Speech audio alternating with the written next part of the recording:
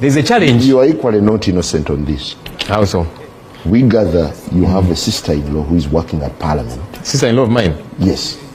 Who is my sister-in-law? Whose recruitment is also irregular in a way. Sister-in-law would mean a sister to my wife. Who is that? Yes. A sister to my wife. Who is that?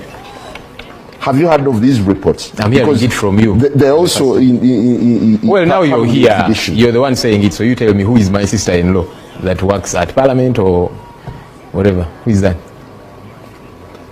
We have gathered reports. Now you tell me what you have gathered. Is it true or false? Which sister-in-law of mine are you talking about? Of course it is false. But now that you're saying it, because I don't want you to be like a propagandist, Simon Kagwanja. When you say, on this show is taken seriously by people out there, you have said that you have gathered information that I have a sister-in-law working in Parliament. Yes. So I'm challenging you to name who that sister-in-law of mine is. Well, it's been mentioned. So you mention it here. Don't just talk like a propagandist. You have said it here. Okay. So I am challenging you. Is it true or false? I've told you it is false. Okay, good. But now you... we can move on. Don't run away from it. Who you're saying you have incredible evidence about it, mention the name. How was your publicist recruited as well? So have you now considered that you were just being a propagandist? No. It's not considered. It's what we are picking. So what have you picked? What's the name? We are here to get the name. So if you don't have any information, you be quiet. Talk about things you know, Simon. Okay. Yes, oli muwuliza mulungi nnyo mukwano gwange oli ku Yugi Update TV kosinzira okubanga otuwuliriza gwe yenna ali eyo. Wabula nagambye gwagala otwegattako okkirira wansi waliwo ekigambo subscribe ojja kubanga otweyungako ddala bulungi nnyo omukwano gwange gwe ali eyo. Abali emitala w'amayanja mbanirizaako nnyo. Simon Kagwanjala akatambi mukalabye nga agezaako okuba nga attibwa mu studio.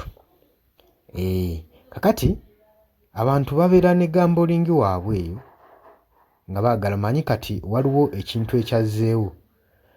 Embeera strategy yatandisewo okubaawo gavumenti gye yagala okukozesa okufunza ekibiina kya National Unity Platform kwe kukola divide and rule, kutandika okubaawula bayawula.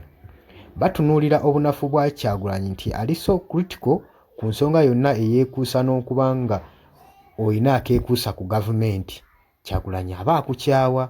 Kati embeera bajja bagiteeka mu bantu bolaba basemberedde obwagamba oyo gundi alina muganda we mu magye, ono gundi alina muganda gundi sister mugundi mu gavumenti akola mu ministry eno. Ebiwe ebyo basobole okuba nga babateekako ekifaananyi eri mu bantu okusobola okulaba nga banafuya ekibiina saako n'abakungu abali mu kibiina kya National Unity Platform kuba bamanyi bana abanafuye eno mu bantu amaanyi mugayina eno mu bantu ekibiina bajja kubakuza eki bakinafuyiza. So ye embeera weeto yeriwo. Kati Kagwanjala yagenda osisyaza Joel Sonyonyi mu studio. Ekintu ekyo mulina kye mutaategeera.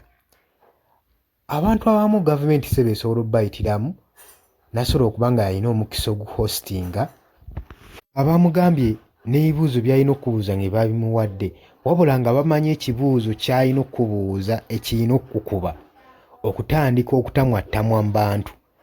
Abalaba batandika okubaako n'ensonga gye beekengera singa Joel Sonyonyi teyali mugezi nnyo era baali bamunoonyaamu kwegamba abeere afune engeri gy'akifurayizingamu kijjeyo ekifaananyi nti nno ddala kituufu alina kazini we akola mu gavumenti.